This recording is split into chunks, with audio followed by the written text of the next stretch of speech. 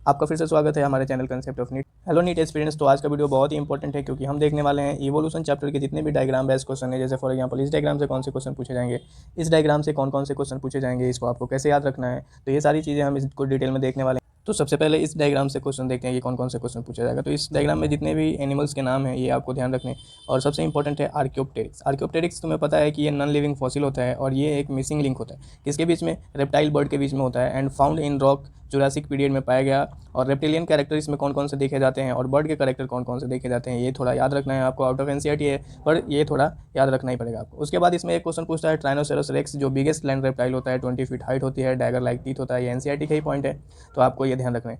अभी इससे ज़्यादा इसमें अभी तक कोई क्वेश्चन नहीं पूछा गया है, सिर्फ 2 पॉइंट्स याद रखो, ट्राइनोसोरस रेक्स और आर्कियोप्टेरिक्स के बारे में।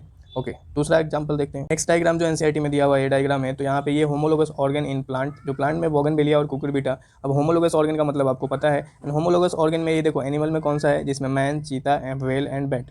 तो इसके 4 आर्म्स, यहाँ पे ध्यान रखना है कि मैन, चीता, व्हेल और बैट के 4 आर्म्स जो होते हैं वो होमोलोगस ऑर्गन होते हैं। ये आपको डायग्राम दे देगा और पूछेगा कि ये होमोलोगस ऑर्गन है या फिर एनालोगस ऑर्गन है, या फिर ये सिर्फ दोनों डायग्राम दे देगा, पूछेगा कि होमोलोगस है या एनालोगस है, तो आपको याद रखने हैं।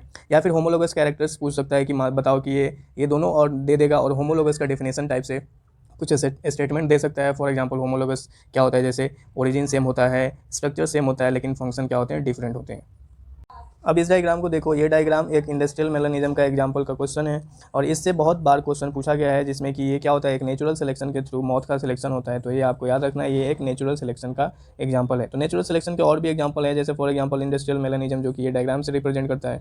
Glucose 6PD, sickle cell anaemia, ये ज़्यादा इंपॉर्टेंट नहीं है, आपको डायरेक्ट सिर्फ इंडस्ट्रियल मेलानिज्म आपको याद रखना है। एक और पॉइंट यहाँ पे एनसीईआरटी में दिया, lichen can be use as industrial pollution indicator. तो ये ऑब्वियसली बात है, यस, यहाँ पे यस लिख सकते हो और ये क्वेश्चन भी पूछे गए। नेक्स्ट डायग्राम देखते हैं। तो नेक्स्ट डायग्राम में आप यहाँ पे देख रहे हो कि variety of beak of finches the Darwin found, और ये लैंड का नाम, आइलैंड का नाम आपको याद रखना है, गैलापागोस आइलैंड। और इस आइलैंड पर उन्होंने जो फिंचेस के बीक्स के वैराइटीज़ देखे, इस वैरायटी के बेसिस पे डार्विन फिंचेस जो हैं वो उन्होंने कुछ एग्जांपल बताए। ये एडाप्टिव रेडिएशन के एग्जांपल में भी आते हैं, डाइवर्जेंट इवोल्यूशन में भी आते हैं, जियोग्राफिकल डिस्ट्रीब्यूशन मतलब अलग अलग जगह पर होने की वजह से ये अलग अलग बीक्स और इनके यूजेस के बेसिस पे ये डिफरेंट टाइप के बीक्स हो गए। और एलोपैट्रिक स्पीसीज के भी एग्जांपल में आते हैं, और ऑब्वियसली बात है इन सब की स्पीसीज ही एक है, ओरिजिन एक है और फंक्शन डिफरेंट है, तो ये होमोलोग के भी एग्जांपल है। तो ये आपको याद रखना है, डार्विन फिंचेस किसके किसके एग्जांपल हो सकते हैं। नेक्स्ट डायग्राम देखते हैं। यहाँ पे मार्सुपियल रेडिएशंस जो है ये एग्जांपल है, यहाँ पे लिख रहा है एडाप्टिव रेडिएशंस। तो एडाप्टिव रेडिएशंस क्या होता है, क्या कन्वर्जेंट इवोल्यूशन या डाइवर्जेंट। तो यहाँ पे देखो एक पॉइंट से अलग अलग एनिमल्स का डेवलपमेंट हुई है, तो ऑब्वियसली बात है ये जो एडाप्टिव रेडिएशन है, मार्सुपियल रेडिएशंस का एडाप्टिव रेडिएशन जो है, ये रेडिएशंस डाइवर्जेंट इवोल्यूशन है। लेकिन यहाँ पे आपको पूछा जाएगा कि मार्सुपियल रेडिएशन का जो एडाप्टिव रेडिएशन है वो कन्वर्जेंट है या डाइवर्जेंट है। इसको आप अच्छे से पढ़ोगे तो आपको समझ में आ जाएगा। कुछ पॉइंट्स मैंने यहाँ पे ऐड कर रखे हैं, ये भी पॉइंट्स देख लो। डार्विन फिंचेज, ऑस्ट्रेलियन मार्सुपियल्स जो एडाप्टिव रेडिएशंस के एग्जांपल हैं। Best placental mammals also exhibit adaptive radiations, both homology and adaptive radiation are based on divergent evolution. तो ये भी पॉइंट याद रखो, जो होमोलॉगी और एडाप्टिव रेडिएशंस जो हैं वो किस पे बेस्ड हैं, डाइवर्जेंट इवोल्यूशन पे।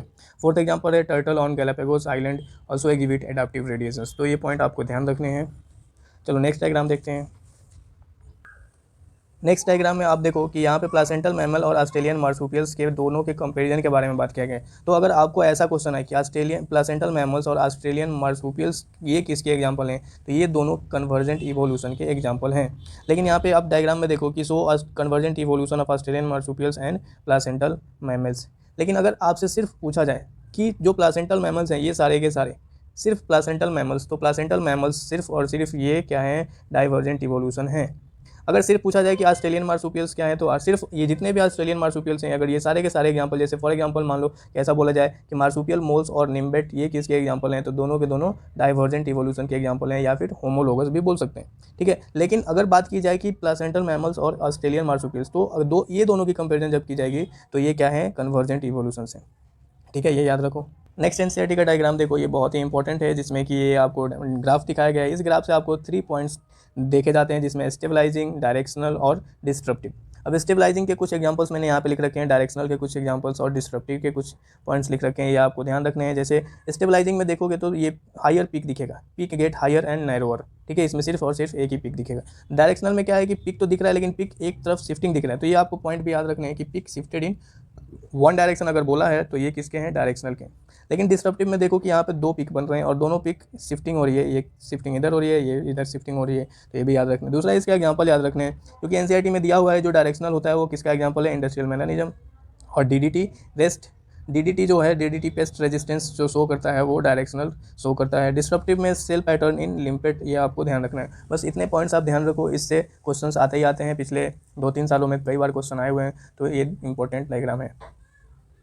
चलो नेक्स्ट डायग्राम देखते हैं। इस डायग्राम में तो सबसे पहला पॉइंट आपको याद रखना है ये टाइम पीरियड। टाइम पीरियड जैसे पैलियोजोइक, मेसोजोइक और सीनोजोइक, ये टाइम पीरियड का ही ऑर्डर पूछेगा कि पहले कौन आता है, उसके बाद कौन है, उसके बाद अभी करंट में कौन चल रहा है, सीनोजोइक। ठीक है।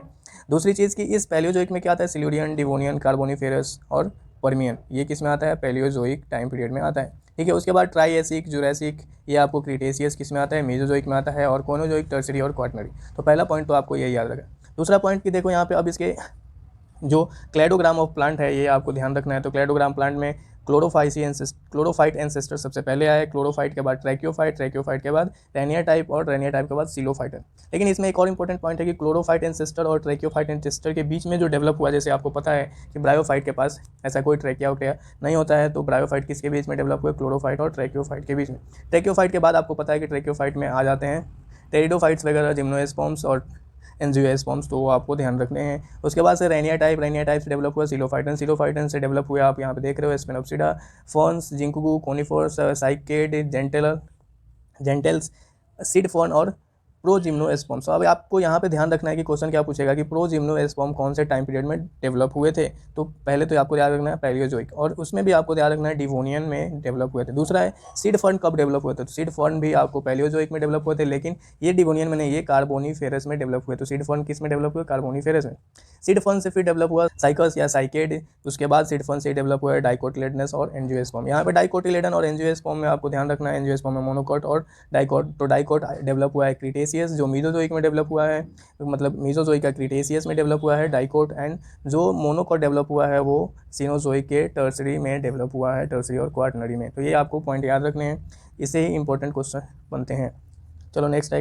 अब देखो ये इंपॉर्टेंट डायग्राम है, इस इंपॉर्टेंट डायग्राम में भी आपको सबसे पहले क्या याद रखना है, ये टाइम पीरियड आपको याद रखना है, Carboniferous, Permian, Triassic, Jurassic, Cretaceous. उसके बाद यहाँ पे सबसे पहला पॉइंट याद रखना है कि सोरोप्सिडा और सिनेप्सिडा, सोरोप्सिडा और सिनेप्सिडा। तो जो सोरोप्सिडा है इससे क्या डेवलप हुए हैं, या ये ध्यान रखना है, सिनेप्सिडा से क्या डेवलप हुए हैं ये ध्यान रखना है। तो जो सिनेप्सिडा है early reptiles which give rise to mammal, मतलब सिनेप्सिडा से क्या डेवलप हुए, मैमल्स डेवलप हुए। आप यहाँ पे देख सकते हो ये सिनेप्सिडा का ग्राफ है, और इस ग्राफ से सिर्फ और सिर्फ मैमल्स डेवलप हुए।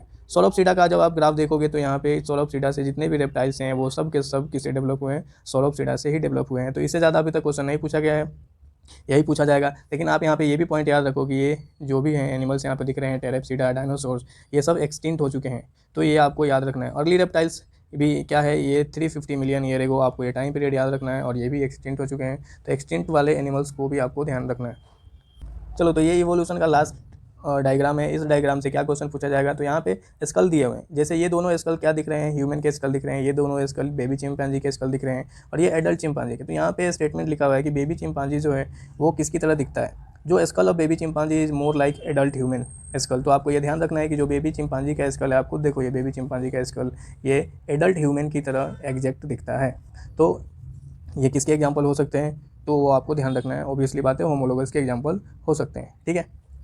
तो हमने इवोल्यूशन चैप्टर के ऑलमोस्ट डायग्राम कवर कर लिए हैं। हम नेक्स्ट चैप्टर के भी डायग्राम के कवर करेंगे, ऐसे पूरे एनसीईआरटी के डायग्राम्स कवर करेंगे कि कौन कौन से डायग्राम से कैसे कैसे क्वेश्चंस पूछे जाते हैं। तो अगर आपको ये वीडियो अच्छी लगी तो आप चैनल को सब्सक्राइब करो और अपने नीट एस्पिरेंट दोस्तों को शेयर कर दो। So all the best NEET aspirants, hard work और कंसिस्टेंसी बनाए रखो, क्योंकि यही दो की कंसेप्ट है नीट में सिलेक्शन के।